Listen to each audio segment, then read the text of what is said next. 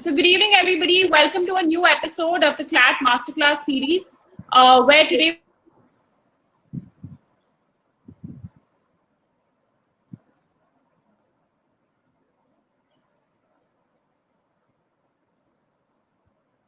we have a lot of questions with regards to the GK section. So it's my honor and privilege to welcome back our guest speaker on this series. We are joined by Asadullah Shareef. Asad is a alumnus of NALSAR, Hyderabad. I'm sure a lot of you people who are joining me here today know that how he's played a very pivotal role in all of our CLAT preparations. I can vouch for the fact that Asad played a very pivotal role in my CLAT preparation because of the platform that he had founded. So thank you so much, Asad, for taking out time and for being with us today. It's really great to have you with us today on this episode. Yeah. Thanks a lot for having me. And I think the previous session was quite good. We've discussed legal reasoning in the previous session. And we'll be looking at general knowledge at this time. I'm also going to look at the chat. So if anybody has any questions, to put them in. But sure, we'll come to those. Awesome. So guys, the format of the session is going to be this. We're going to do a couple of moderated questions with Asad first. Like Asad said, please feel free, guys, to ask us a lot of questions. This is a platform, View TV, especially created for you guys, where you can ask him questions about how to prepare for GK. Now there's a definitive date to the CLAT. We all know when it's happening, so now everybody can start working backwards. So I think that's a good note to start on. So Asad, without further ado, let's start with the session. So first question, what are the changes between CLAT 2019 and CLAT 2020, especially with regards to the GK section? Okay, so so far, since CLAT started in 2008 till 2019 almost, the GK section mainly had trivia-based questions. And the problem with these trivia-based questions, number one is, of course, they're memory-based. So if you are able to mug them up properly, then that's amazing. Okay, and you can simply choose the correct answer. But in terms of context, there was a huge gap. I mean, we did not understand why exactly this question was asked. I mean, if you could put up the presentation, Kritika, I'll just show a few questions of last year's CLAT to tell you. That's exactly what I'm doing. Just give me 2 minutes. So while you just go over sure. I'll just get that. So there were questions, asked until last year CLAT, which required quite a lot of trivia-based knowledge, which did not explain the context behind any event, but it simply required people to mug it up without even understanding the issue. And that benefited those people who had good memory power, or who would dedicatedly sit down and then mug things up again and again or revise things. But it put a lot of those people at disadvantage who had, very good conceptual understanding of the issues that were going on. Yeah. So be it very recently, CLAT sample paper, there was a question on McDonald line and the, Johnson line as borders with China, and that's because of the the crisis at the LAC with China that we are having. It's because of that suddenly that issue becomes relevant, and you do have things that you have to remember, but those are not the things that you would sit down and memorize again and again. There's a difference, and the difference is this: that if I were to just show a slide. Oh, sorry, I have to start this. 1 second. Okay, I'll come to this a little. Look at this. Now, Kritika, there's actually questions for you here. No! To answer them. Okay. So these are two questions from CLAT 2019, all right? The first question is, what is the maximum punishment for a cyber stalker imposed by an anti-terrorism court in Pakistan? Wow. Okay. All right, I'll give it a pass. What's the second question is, the number of complaints with the banking ombudsman registered during 2018 increased by what percentage? Wow. Now you can take a guess, because even I don't know the correct answers for either of these questions. All right, and I don't think I ever will in my life find out what is the maximum punishment for cyber stalking imposed by an anti-terrorism code in Pakistan. You see how irrelevant this is. Like, even as lawyers, what will I do with this piece of information ever? How am I going to apply this piece of information for anything? And I might mug this up, all right, but and this is exactly what 2019 asked. I mean, to think of this, that these were real questions in CLAT. I mean, I saw the question paper. I didn't bother to check the answer because I'm like, okay, fine. I mean, either I would guess it. We didn't have negative marking in CLAT during our time site, so I would just draw a ladder or something whenever I had like empty bubbles in the OMR. So I would guess it then. But otherwise, with negative marking, I don't even think I'd even look at the options here because I'm pretty sure I don't know this. And there is no way I would have ever even studied this. And there is perhaps a very good chance that even if I had read an article on this in the newspaper, I would have given it a massive miss because thinking this is not relevant to CLAT. So this is what the earlier pattern was, that it was irrelevant information. No, not all 50 questions that were asked in CLAT 2019 were irrelevant. About 30 to 35 were relevant. But you felt like, okay, it's all trivia. Somebody who mugs these things up, it's easier for that person to actually go about it. Yeah. There is no, there is no element of solving a question where you look at the question, you look at the passage, you look at the options and go like, okay, these options I can eliminate and this is the option that I can go for.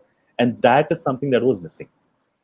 Yeah. So to change all of that, what now, the new pattern of CLAT did was, so this is exactly what I've picked up from the website of CLAT. It says questions now will intend to test depth of understanding of issues and events of significance rather than mere fact or trivia based superficial knowledge. This is exactly what the CLAT website says. And it also says, while the focus is on more recent and current events, questions may test you on historical information related to such events and significance in order to better gauge your understanding of the causes of such current events. So whatever causes of current events are, to understand that, whatever historical information is relevant, that will be relevant. Okay. And in the last session, I gave you the example of Battle of Bhima Koregaon, a battle that had happened in 1818. But it's relevant now, 202 years later, simply because of something that was happening in the current times. Then it says, questions may also relate to matters associated with events mentioned in the passage. So there's going to be a passage that's going to be given, and there could be questions that can be from the passage. However, the answers will not be in the passage. So it's okay to perhaps skip the passage as well. But for better understanding of that issue, one could actually read through the passage. For a passage about natural calamity, for example, you may face questions not only about that natural calamity, but similar events in other parts of the world. So it is possible that if there is, for example, the recent, unfortunate disaster at Visakhapatnam, right, where LG chemical plants, there was a stearin gas leak. It is possible that a Bhopal gas leak question could come, because it's not a natural calamity. Yes, it's an industrial disaster, but something that is related to that, because the news has extensively covered Bhopal gas tragedy, in the context of the Visakhapatnam's gas tragedy, because that is relevant. And for someone who obviously is reading Visakhapatnam's gas leak, should also know what Bhopal gas tragedy was, because it's one of the most deadliest industrial accidents, not just like in India, but in the world. So they might even ask you something like Fukushima disaster, due to tsunami in Japan or things like that. So anything that is related to this is again important, right? And similarly, coronavirus, a topic that is, of course, I mean, I think there are some topics that are so important that they don't actually come in CLAT, and it seems like coronavirus is one such example. But if at all there is some question on coronavirus, it is possible that they might ask a question on the 1918 Spanish flu as well. Yeah. Or any bubonic plague. And in the sample, in fact, there was a coronavirus case, and they've asked, in which city was the recent bubonic plague, which was Surat in 1996. So things that are historical significance, where if you look at absolutely in the vacuum, that will not make sense to any of us. But in the light of the current issues, those events are of some importance. Yeah. Right? And one last thing before go to the next question. So here, this is the official syllabus. It says in this section you will be provided passages of up to 450 words each. Now I don't really understand the logic of 450 words here. It's a very weird non-round figure. I don't know why they've used that. But in all the sample papers that CLAT has given so far, in all the sample questions that they've given so far, the passage generally was about 250 to 300 words. It was hardly 450 words. And then it also says the passages will be derived from news, journalistic sources, and other non-fiction writing. And this has happened quite a lot in the sample papers. They have picked out articles from the newspapers or from current affairs magazines, and they've blanked out certain parts in the paragraph, and they've asked, okay, what is this? What is it that has to be supplied in this particular space? It also says the questions may include an examination of legal information or knowledge discussed in or related to the passage, but would not require any additional knowledge of law beyond the passage. Now, this is quite relevant. This is one major change, I believe, from the last CLAT, and that is that they are explicitly, they're actually prescribing this, that law-based questions will be a part of this year's CLAT. This was not something that usually happened in the previous CLATs, because either there were questions that randomly came out of trivia, but otherwise there was no such thing which actually said that legal information or contemporary legal developments would be asked. Now here, the specific mention of contemporary legal developments here is of quite a lot of significance. Okay, so that's quite important. And in the sample papers also, if you see, there have been questions from Right to Information Act, and we'll look at two such passages in this session itself. There have been questions from Right to Information Act, and there have been questions from Permanent Commission to Women in the Army, etc. Then it says each passage will be followed by a series of questions that will require you to demonstrate your awareness of various aspects of current affairs and general knowledge, including contemporary events of significance from India and the world. This is quite a broad thing, contemporary events of significance, arts and culture, international affairs, and historical events of continuing significance. Now, these are quite specific things, arts and culture. And this is something that was given a massive, again, miss for a lot of, a lot of aspirants would never go in and study arts or culture in depth, but now they have to because it's been specifically stated there.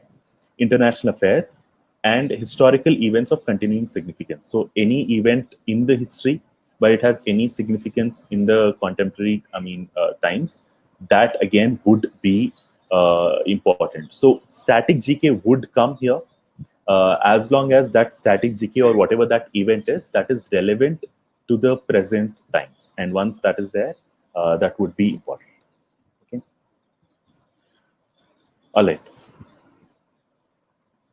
Asad, can I would you need the presentation right now? No. You could actually close that. Sure. So we go back to the normal display so that we are visible and come back to this. Okay, Yeah, so I have a couple of more questions for you. Right. So firstly, the biggest question: when do you start? Like, for example, you're writing the exam right now in August.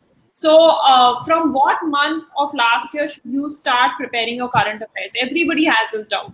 So if you can just give us an answer on this. Yeah, so if we look at the sample paper, so the thing is, CLAT officially has not specified any timeline. But if you look at the sample papers, it seems like about 10 to 12 months preceding the month of CLAT is something that is of utmost significance. So the exam is going to be in August. I know until July 31st, a person will have to do it. The 7 months of 2020 from Jan to July, and at least about 3 to 5 months of the previous year. So I believe it's ideal to start from August 2019 and do till July 2020. Now again, this is of course something that everybody must do. But if someone has additional time and wants to look at certain particular issues, if not all the news, some specific issues, then it's beneficial. So something like general elections last year, they wouldn't fall under the bracket that I just defined, August, last year to this time, because they were in April, May, and June. But I believe as a topic, general elections of last year and even the state elections, etc., will be relevant. Generally. So things like that would be relevant. And apart from that, again, it is possible that a passage might have questions from beyond this timeline, because again, if a topic is relevant right now, all the facts connected to that, even if they have not happened in the last 12 months, would be relevant. So if you can also tell me, because I see a lot of questions in our chat box about this, what is the best source for current affairs? So if you can tell me firstly newspaper, which newspaper would you stick to? And second, like, you know, in terms of the magazines, etc. are available, do you recommend them? Or is there any online source that, you know, kids can go to sort of see that, you know, they have covered everything from the newspaper that's relevant from a CLAT examination point of view? Correct. I'd actually, put in my presentation again for that, because I have listed out sources, here. Should I just start it again? Yeah, I think I can. Can you see this? You know, what's the slide number? Yeah, Okay. here. Is this visible, right? Yeah. So Yeah. if you look at the sources, I've listed this down. First, of course, is newspaper. Now, I'm a South Indian, so I'm slightly biased towards the Hindu. Okay, but if you are in the north, then I think the Indian Express of the North is quite good. Now, Indian Express is split into two newspapers. In the south, there is something called the New Indian Express, which I don't really prefer. So if you're somewhere in the south and you get the newspaper, the Hindu, stick to that. Or if in the north, if you don't want to do Hindu, you could also do Indian Express. One is sufficient, though. That's number one. And in the newspaper, you're supposed to do the front page, national, international, business, sports, and finally the editorials and the op-ed page, the opinion page. Apart from that, you could do one additional newspaper, but I will not recommend a general newspaper for this. You could do something like the Business Standard or the Economic Times. Now, the name actually says the Business Standard or the Economic Times, but it doesn't really have only business or economic news. But it gives you a lot of perspectives, and I think the analysis actually does help you not just for your GK, but also for your CR and RC section, and even for your legal section. So one additional newspaper, something like Business Standard or Economic Times, or even Live Mint will do. Then there are monthly current affairs magazines like Pratyogita Darpan or CSR, Competition Success Review. Now, Pratyogita Darpan is something that I had followed for my CLAT way back in 2010 when I took my CLAT. And it did help me a little, at least. In my A-Lit, it did help me. My CLAT had all static GK questions, very weird paper. But in A-Lit, it did help me. The thing with Pratyogita Darpan, again, is that the magazine runs 2 months late. So if you pick up the magazine of April, it will have news from February. That could be slightly, that could be some problem. But otherwise, it's something that you could do. Just go through the entire magazine, make your own notes. And of course, read a lot of opinionated pieces or analysis of the news on the Wire, Scroll, and the Quint. Keep the politics out of it. Just focus on the issues and try to analyze it and see if you can gather a lot of facts.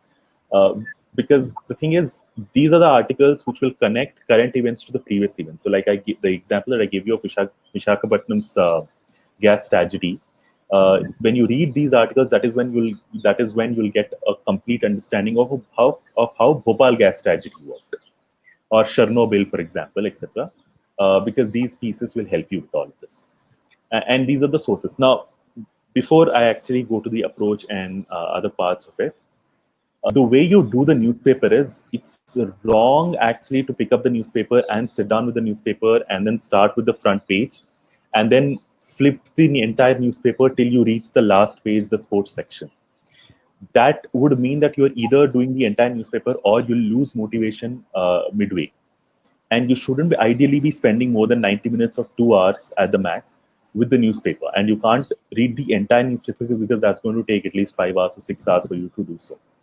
So the best way for you to be doing this is keep the newspaper right in front of you.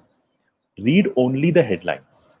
Start from the front page, go to the national page, go to the international page, skip, definitely skip the classified and matrimonial section, but also skip the state and city and regional sections, right?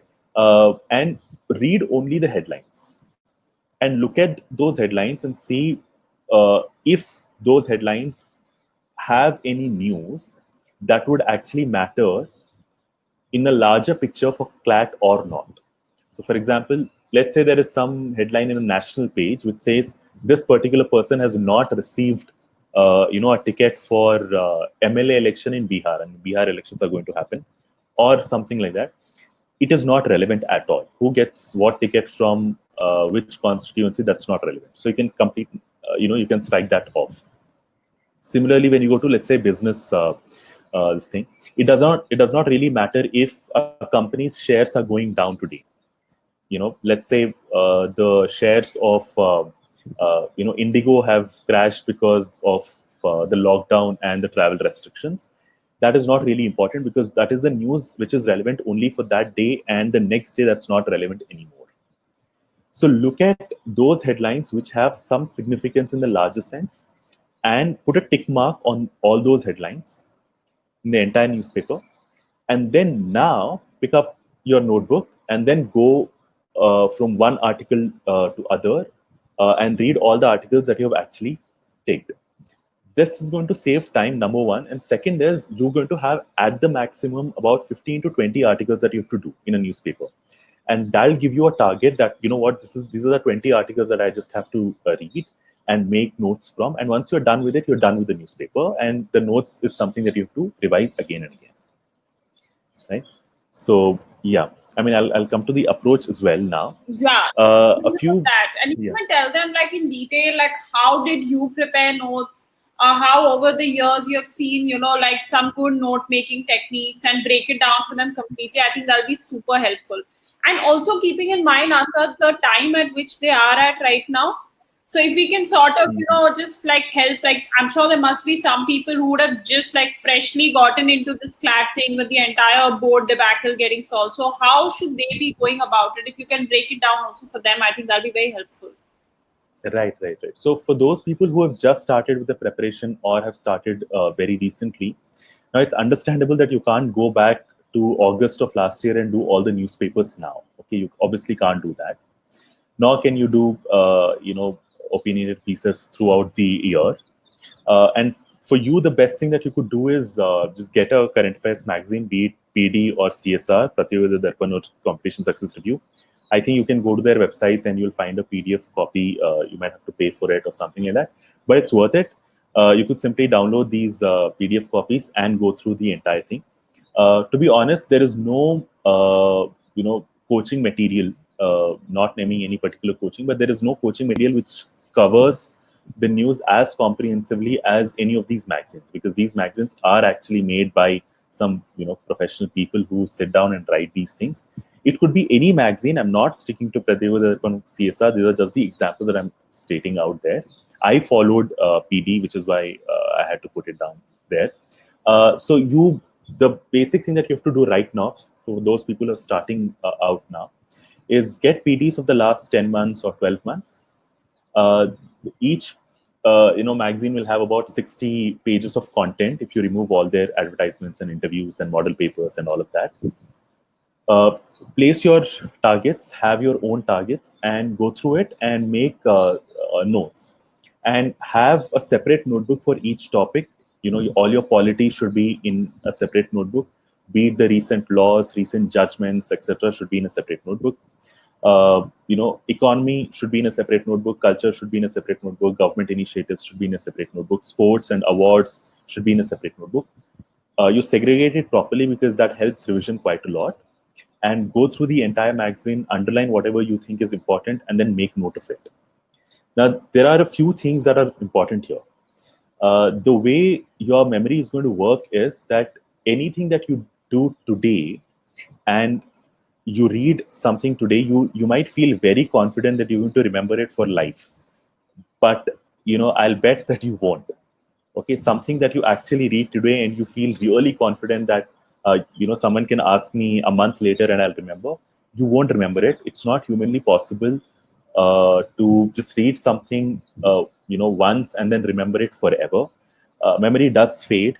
And for that, you have to make your notes and you have to revise quite often.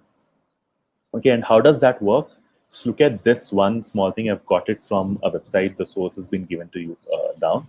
So generally, just to make you understand how memory works, there are these three basic classifications of memory. One is sensory memory, something that you obviously sense. Okay, the weather is really nice today. You might not forget. You might obviously not remember if the weather was good today. Maybe 2 or 3 days later, because this is a sensory memory, something that you're sensing, and you will not obviously remember it. But if you pay attention to it, that's when you get short-term memory. And this is what happens when you open the newspaper or a magazine, you read an article or you read something and you make notes, you're filling that in your short-term memory. And that's going to stay there for maybe a day or 2 days. And if something is really interesting to you, maybe it might stay, with you for 3 days or 4 days. That's all. And within these 2 or 3 days, you have to revise it again. So exactly at the moment where your memory starts fading, that is when you have to revise this thing. So let's say, for example, today I take a magazine, a current affairs magazine. I make notes out of it. This thing is fresh in my memory. You ask something tonight, I might be able to answer. Maybe tomorrow in the morning, I might still be able to answer. But by tomorrow evening or day after tomorrow, I might forget it. So the phase where you are actually forgetting things, that is when you have to revise this thing again. So whatever notes that I've made today, give a day's gap. Don't revise it tomorrow, but revise it day after tomorrow. Don't delay it either, because the moment you delay it, you won't ever remember even writing that down. I mean, how many times has it not happened to us that we have made proper notes of something, but you look at it a week later and you feel like, okay, so I don't remember making such detailed notes, and you'll be surprised that you actually made such notes, because now your own notes are an alien text for you. So don't let that happen. When your memory is fading away, you just have to go back to that notebook and then revise it. And that is when it goes into the long-term memory, and that is the third stage of it. And you have to revise it again. Remember this, that you have to revise anything that you've written at least 3 times. You're not done with your GK until and unless you revise it thrice. It's only after you revise it thrice can you actually claim that you have completed a piece of GK. So if I'm doing, let's say, July's magazine, doing of July's magazine will mean, number 1, flipping the entire pages and reading all the articles. Number 2, flipping the entire pages again, now making notes, giving 1 day gap, and day after tomorrow I'll have to revise entirely. That's the first revision. Give perhaps 4 or 5 days gap and then revise it again, and give another week's gap and revise it again. 3 revisions, that is when that you can claim that, look, I have finished this July's magazine. You're not done with the magazine until and unless you are done with 3 revisions. And if you leave it midway, it's as if you've wasted all your time. It's good for nothing, because you are not going to remember this in the exam. So focus on that. It's really important for you to understand it, and it is only human to forget it. You have to keep revising things again and again. Otherwise, it's really difficult for you to remember it. Okay. So make notes. You could make notes on your white sheets or notebooks. It could be obviously A4 sheets or notebook, anything that you're convenient with, and segregate according to the topic. And after that, you have to be a little more curious. Anything that happens, any event that you've actually seen, you could Google for it and then find a little more information on that. Use Wikipedia quite liberally. I mean, I know that a lot of these academic, oriented people look down upon Wikipedia as not a trusted source. But to be honest, as someone who actively edits on Wikipedia, I should say that Wikipedia is not really a bad source. I mean, don't use it for your research, but just to understand an issue in a simple language, it's a very nice source. And the review policy that Wikipedia has, you can't write any random thing. There's a reason why you have to put in footnotes. And Wikipedia also does not let you put any footnote if you want to. There are authentic sources that it recognizes, etc. So for general information, Wikipedia is an amazing source. And to be honest, whatever little knowledge I have, I think I give like 90% credit just to Wikipedia, because it helps a lot. I mean, just go to the coronavirus thing.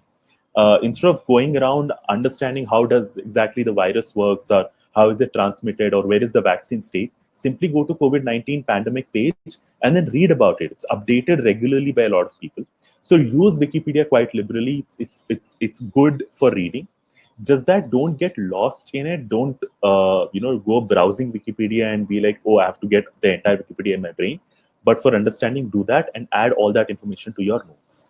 And then do update it whenever new information is available. I mean, whenever corona vaccine comes in, you basically have to add the name of that vaccine to your notes. So that's how it works. And yeah, and also watch relevant TV, and relevant is quite a keyword there. Don't watch late night debates. Prime time TV, etc. That's not going to come in CLAT. Definitely not going to come in CLAT at all. But Rajya Sabha TV is something that I strongly endorse. Okay, it's a government channel, so you might have certain pro-government programs or government-oriented programs, but despite that, I say that it's an amazing television channel. You get quite a lot of quality content there.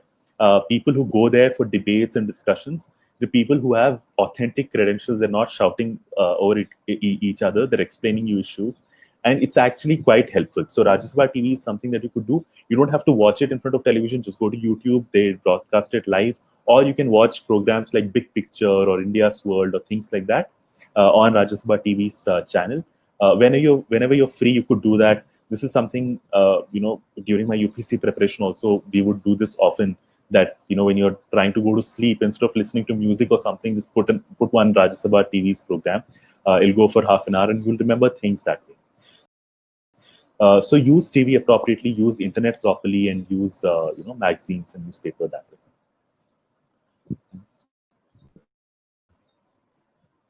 There is another question, Asad, that I'd like to ask you. Thank God for everybody who's writing the exam. As you would have heard, now there's a stay on order on NLU Delhi's Delhi reservation policy. So, obviously now it's again become like how it was earlier. A lot of students who earlier were like, you know what, we are not from Delhi, we are not going to make it, and were disheartened. And now again, like, oh God, now again, things have gone back to how it was. So as we know, the pattern of IELTS is very different from the pattern of CLAT. So how do you balance the GK preparation for both? And any sort of advice for static GK, what is a good book to look at, etc.? Okay, so I actually think that the pattern in ALET is not all that different when it comes to GK. So I understand. See, the thing is, the form is different. Definitely, the form is different. In CLAT, there are going to be passages and then questions, and all the passages might be on, and all the questions might be on the same issue. Yeah. Which is not going to happen with ALET. ALET also is used to giving statements. They might give 2 or 3 statements, and then there'll be options as to which of these statements are correct, 1 and 2 and 2 and 3, or 1 and 3, and so on and so forth. So, but in terms of content, right, in substantive terms, I don't really think there's quite a lot of difference. Something that a person is doing from the current affairs will help in CLAT current affairs also. It's going to help in ALET current affairs as well. So from preparation point of view, I don't really think it's all that different, except that it might help you for you to take a few ALET mocks now, just to get used to the questions that ALET asks. But other than that, in terms of content, in terms of preparation, I don't think there's too much of difference there. Okay, so something that you're following for CLAT could also follow for ALET. And what about static GK? Okay, static GK, again, people who are taking CLAT this year, you don't really have too much time right now to invest in static GK. So if you do cost-benefit analysis, I think you should just do current affairs right now and do events that are related to current affairs, and not actually do static GK on its own, because that is a never-ending thing and you'll only get lost there, and it might not benefit you. You'll spend 1 month doing static GK and you'll get maybe 1 or 2 marks more, not more than that. Whereas, because even ALET is not known to give like pure static GK, which is completely irrelevant. Yeah. The papers that ALET have been designing are quite relevant. So there might be questions from current affairs itself. So if you're doing current affairs, you'll be clearing most of it. It's better to do more of current affairs now than actually go and do static GK independently. However, for people who are preparing for the next year CLAT or the next year's ALET, there is one book that we often recommended, even on be it on CLAT-GYAN or otherwise, and that is Pearson's Concise GK Manual. So Pearson has these 2 manuals. One is called the Concise General Knowledge Manual, and the other is Comprehensive General Knowledge Manual. The comprehensive one is really thick and vast, but the concise one is quite good. Yeah. It does cover basic static GK facts, a bit of economy or modern history, and so on and so forth. And I think that is helpful. And I don't think that a person should do more than that, because if something is not in that book and if that question actually comes, then barely any person might know the answer to that question. So it's not worth sweating for such questions. So that is one book that kids here can keep in mind: Pearson's Concise GK Manual. But again, not for this year, CLAT. Don't go for it this year because it will take a lot of time, and revision, etc., will take a lot of time. Instead, you'd rather focus on current affairs itself, or if you're comfortable with GK, go to other sections and work on DI and work on CR or legal, etc. But don't waste your time with just static. Yeah. Also, Asad, a lot of people have been asking us, from the top of your head, what do you think are the important topics that students must cover for this year's exam in the GK section? Okay. Okay, this is something that, I mean, like, I can't think of many off the top of my head, but a few things that are obvious are things like COVID crisis, a lot of pandemics, industrial disasters, and recent, judgments and ordinances and so on and so forth. So one thing that I actually did, and this proved to be quite fruitful, is that you could go to the Wikipedia page. Again, I'm recommending Wikipedia here, but if you go to the Wikipedia page and you go to the 2020 section of the 2019 year, it lists out events that are of significance in the world, according to the date. Yeah. And I think it's beneficial to do all these events properly. I mean, these are obviously international events, so things like the Iran-US brawl will be in it, where Qasem Soleimani was killed by the U.S. forces. The Quds force, the head chief of Quds forces was killed, etc. So you could go to these websites which are giving out a lot of topics and go through that. Now, I recommend Wikipedia simply because the classification is quite proper, and it's not comprehensive for sure. There could be many topics beyond that as well, but those are the things that you necessarily will have to cover, and that's something that is quite important. But again, you could, for polity topics, for law topics, you could go to prsindia.org, look at all the ordinances. For judgments, etc., one could go to Bar and Bench or Live Law, Yeah. and look at those judgments and so on and so forth. Go to all these sources, find out what has happened this year, last year, and do those topics quite properly. Yeah. What about, I think one source we missed out. What about the Manorama yearbook? What do you think about that?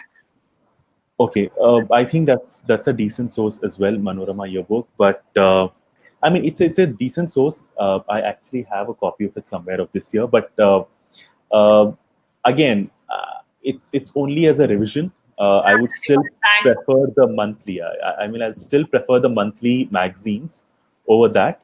But otherwise, the basic facts are quite relevant there. I mean, ALET is known to ask questions which are quite random, which are not in the news as well. I mean, they might ask you things like which of the following is a tributary of Ganga or something like that, and this is not something that you might read in the news. So for those things, Manorama might help. But for people who are taking CLAT this year, again, don't go for Manorama now. But for people who are going for the next year, yes, do get Pearson's, do get Manorama, and then do both these books properly. Yeah. What about any online source you think for GK, which, because I know there are a couple of websites that the IS aspirants also use. Is there something you'd recommend which probably people can use as an online source at this point of time? I mean, there are quite a lot of sources. There is Insights, which is known, Insights IES is known for it. But the problem is I don't want to recommend UPSC sources because I'm slightly apprehensive that CLAT aspirants might do a little more than what is required of them. Yeah. And that's going to waste a lot of time, because ultimately you have to realize that general knowledge is just 25% of the paper. It's not, I mean, for UPSC, the GS paper, it's like 100% of the paper. Yeah, correct. So we use these websites for the entire preparation, and which is valid. But for 25% of the paper, you can't do something that UPSC aspirants are doing, for the 100% of their paper. Absolutely. So I would not. I mean, I know a lot of people who would do current affairs from, these free magazines that Vision IES gives, or Drishti IES gives, or Insight itself gives. But I don't really recommend them, because each of these magazines is like, I don't know, 200 pages or something, and they have too much information. And for some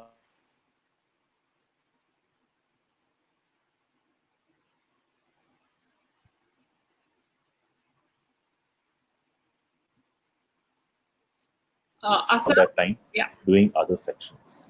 Yeah. Also, another question that I have is that so a lot of our students are joining here.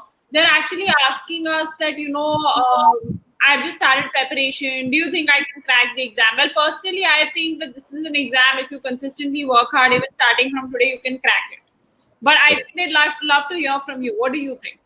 No, that's absolutely true. And I am unfortunately, I know some people who have been preparing for like 3 years or 2 years. I mean, there are a lot of people who have been preparing for 2 years, and who, were not able to crack the exam.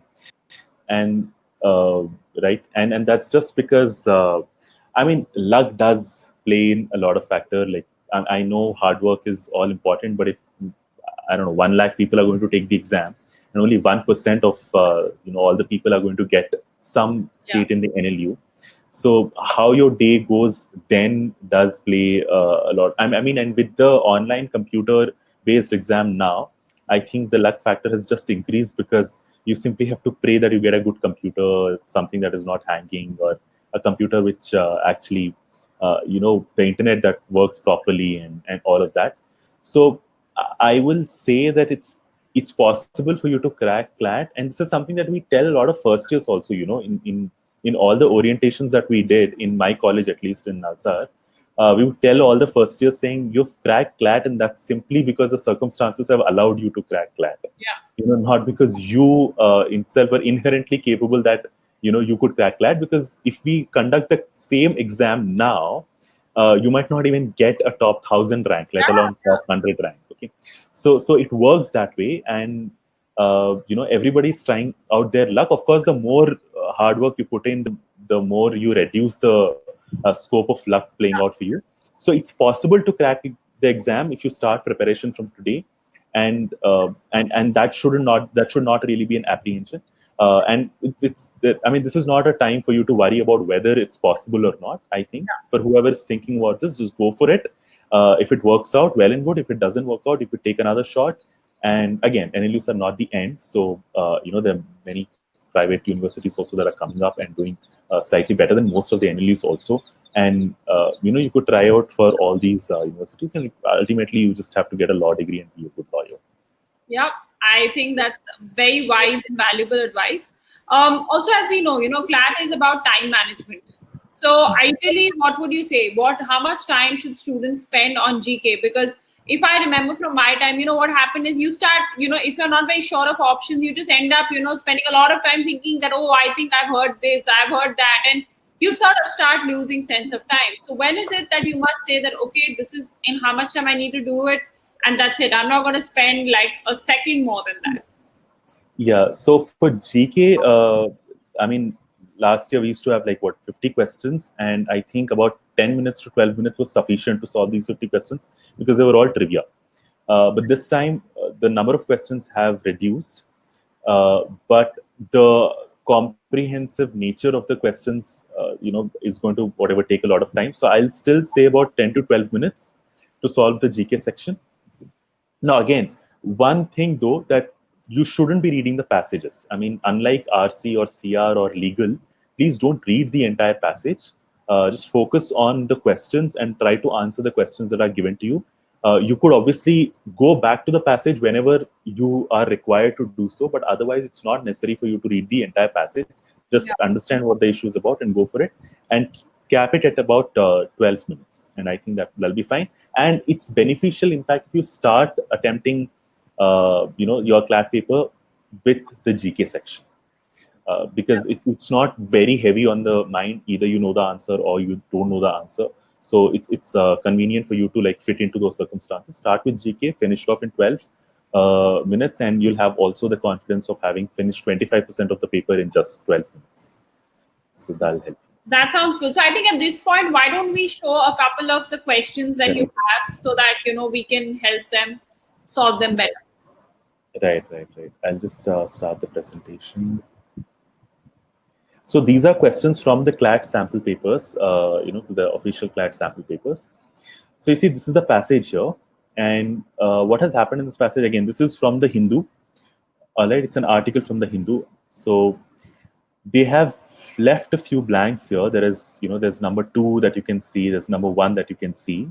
And the entire passage is about how the Office of the Chief Justice of India is a public authority under the RTI Act. And this was a judgment that was given, I think, in November or October last year. Okay, and let's look at the questions based on this passage, right? So these are 5 questions that are asked based on this passage. Now in the chat, you could actually try out these questions.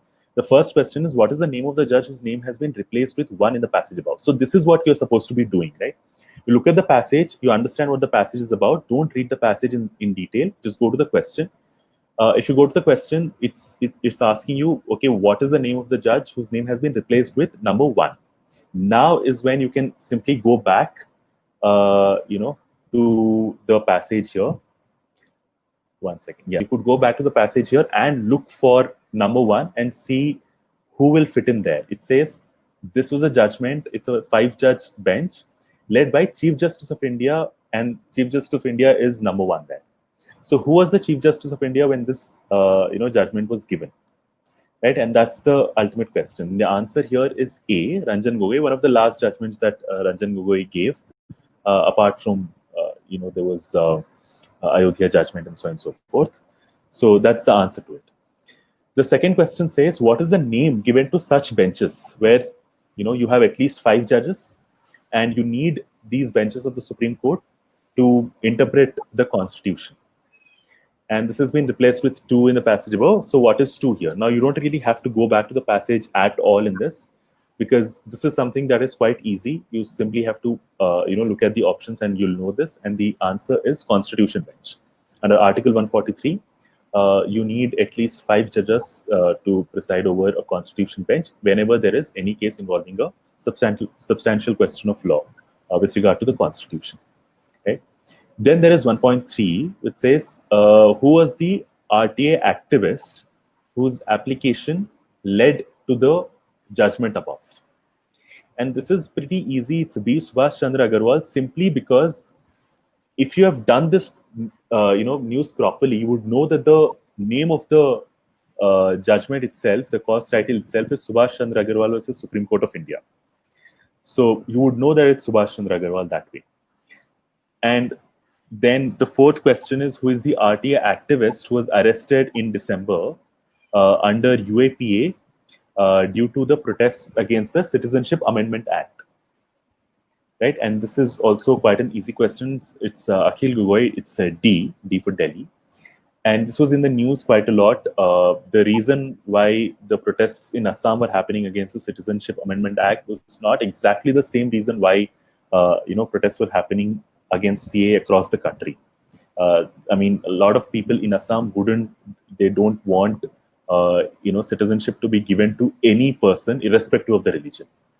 Okay, they would not also want Bengali Hindus there. Then there is number 5, and that is, which is the first state to enact a RTI law? Now, this is a question which a lot of people will not know the answer to, because you see, this is exactly what is happening here. The first 4 questions are from current affairs, but the last one is not from the current affairs, because it's simply asking which state was the first one to enact a RTI law. And this is an obscure fact. It's not something that is common knowledge. It's not something that was in in the newspapers as often.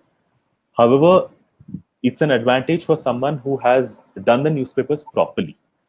And someone who might have done the newspaper properly might have observed this fact somewhere or the other and would have known that the answer to this is Tamil Nadu D. Okay, in 1997, Tamil Nadu is the first state which had enacted the RTI Act. And it's possible that a lot of people might eliminate Uttar Pradesh, for not being so progressive, or just go for Kerala because, okay, if literacy is 100% there, then why not, RTA also, which is, why Kerala could actually be the answer if somebody is just going out with a guess, but Tamil Nadu is the answer there. So this is an obscure fact, but again, related to the current affairs, current news. This is, this is something that a person would know if they had read an article on the reporting of this particular judgment, right?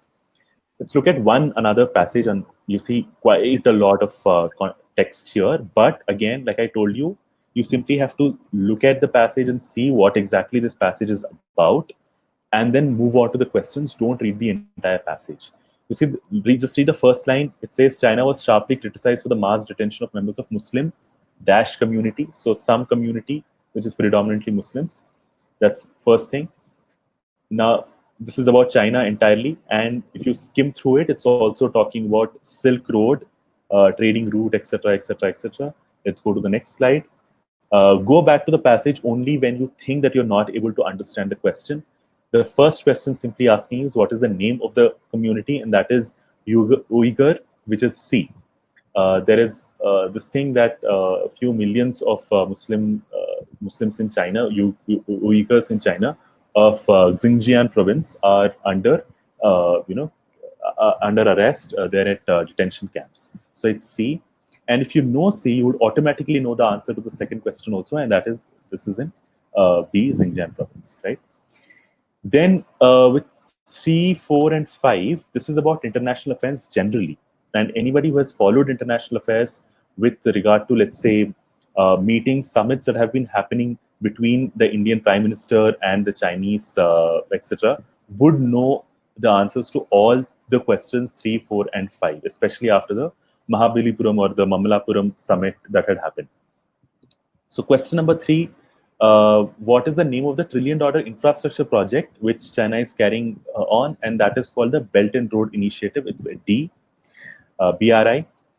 And number 4 is the Indian government turned down an invitation to attend the second forum at the Belt and Road Initiative in 2019. And which of the following is a concern for not participating in the forum? And the answer here is D. This has been in the news quite a lot. CPEC, China-Pakistan Economic Corridor, simply because CPEC actually goes through the Pakistan-occupied Kashmir, POK, the Gilgit-Baltistan area. So India disputes CPEC, China-Pakistan Economic Corridor, simply because it goes through the Pakistan-occupied Kashmir, and India believes that it is actually violating the Indian sovereignty of that area. And the last question is, what is the name of the Indian policy which aims to strengthen relations with the neighbors in Southeast Asia? And this is Act East policy, Act East policy. That is, I mean, this is something that is often in the news every other day. In fact, whenever there is any news with regard to Southeast Asia, you will see the term Act East policy, and you can simply eliminate, all the other options. Also, it's not non-alignment policy. This is something that was started in like 1955 when Nehru, Tito, and Gamal Abdul Nasser met. Panchsheel is not one of them. Again, this is Nehruvian time. Doklam diplomacy, definitely not, because Doklam is an area at the tri-junction of Bhutan, China, and India. So it would not be that, because that's not Southeast Asia. So the answer is A. Now, these are the two passages, both from the CLAT sample papers. So you realize how exactly you might not remember these things, you might not mug up these things, but a very good understanding of the issue at hand, you'll be able to answer all the questions either by eliminating all the options or either simply by looking at these terms itself. So we've gone away from the maximum punishment for cyber stalking in Pakistan to this, and I think this is an excellent progressive move that CLAT has actually done. Thank you so much, Asad, for solving those questions with our audience members. So we're now coming to the end of our session, but before we come to the concluding remarks, if I can just get to know from you. So there are a lot of children also who have been preparing for a long time now, who have been preparing for a year at least, or more than a year. So how do you think that they should be looking at their time right now when they are at this junction where they're close to about a month and a half away from the exam? So what should their approach be at this time? Okay, so the approach is revision. I mean, they simply have to revise whatever notes they've made again and again. Okay, and that is very, very important. And if you think, if someone thinks that they've not done a particular issue in depth, this is the time for a person to actually do it. So this is the time for them to do it. They should do it thoroughly. Okay, any issue. For example, we've just looked at the RTI issue. If someone has not done this properly, this is the time for them to read up on the judgment or read up any news article or things like that and understand. Now, you could also, like I just told you, one of the significant judgments of Justice Ranjan Gogoi is you could read up on all the other judgments that he had given before he retired. Rafaele judgment was one of them, Ayodhya judgment was one of them, who are the judges in the case. So these are things that you have to gather and make notes out of it and then revise. I mean, right now, all you're supposed to be doing is revise. And if you've not done GK properly, then it's high time you do all these magazines, current affairs magazines, and and reach that level to take the exam. Super. And what is the concluding advice or concluding remarks you want to give to all our audience members joining us today?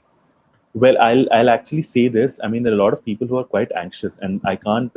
I mean, to be very honest, I feel really lucky that I cracked the exam whenever I had to. I don't think I would have handled the pressure that kids are going through right now. Not just because the pattern changed, but also because of the corona thing. They don't even know when the exam is happening. I mean, now we know, but like the uncertainty was so huge that it felt like there was no sense of direction. So I'll just say this: it's the same thing with everyone. Again, don't sweat about things that you can't control, and just work on whatever you're doing. And think of it this way: that whatever sacrifices that you have to make right now for the next 1 month or 1.5 months that you have, it's going to be really worth it, because the next 5 years of your life are going to be quite a lot of fun. I mean, I'm really nostalgic about the life that I've spent in college. So those 5 years are going to be quite a lot of fun. And after that, also, you'll at least have that, tag of having cracked CLAT, and you'll do really well in whichever field you end up in. So just push yourselves and don't think too much about, where the result is going to take you. Just think of what the CLAT exam requires and just work towards that, and it'll all be fine. Yeah, I think that's again very valuable advice, and yeah, that's what I feel. I think yes. I mean, I know a lot of you guys must be frustrated. It was a lot easier for us when we were writing the CLAT and LAT exam respectively. But I think, guys, you need to hang in there, because this is really the last leg of the journey. I'm sure a lot of you guys have put in a lot of effort, and trust me, when you guys get to law school, you realize it's absolutely worth the effort, because that 5 years experience, I think it's something which is a once in a lifetime experience, and none of us, can actually forget it. And we realize how much value it has added to our life than just, giving us a degree. So I think that's the silver lining in all of this that you guys really have to catch on to. So this brings us to the end of this episode, guys. Like I told you, this is part of our CLAT Masterclass series. This is episode number 4. We're going to be back again on next Tuesday, where we're going to be talking about how to crack math in the CLAT exam. I know a lot of you guys have been asking us queries about where can you view the videos. So please, guys, subscribe to our YouTube channel. It's called View TV by Vijay Bhumi. We have a separate playlist altogether that's created for the CLAT Masterclass series. We also did a session on how to crack the LSAT. So we have an LSAT Masterclass series. And very soon, we're going to be coming up with an ALET Masterclass series as well, where we'll get one of the ALET toppers to come and talk to you about, how to crack the ALET exam. So make sure you're subscribing to us and coming back to us, because we have all this interesting content that's lined up for you at View TV. Thank you so very much again, Asad. I think it's very, very kind of you to be taking our time and for being with us and sharing so much of your knowledge with each of our members of the audience. As you can see in the chat box, everybody seems very pleased with the session, and they're very thankful to you because of the effort that you've put in, and how you've broken everything down for them. So a very big thank you to you. We know you're not in a place right now which has great internet connectivity, but thank you so much for going to that length and breadth to be available today to all of us. So thank you so much, everyone. Thank you so much, Asad. Stay safe, everyone. Take care, and we'll see you again next week. Sure. Thanks a lot, Kritika. See you soon.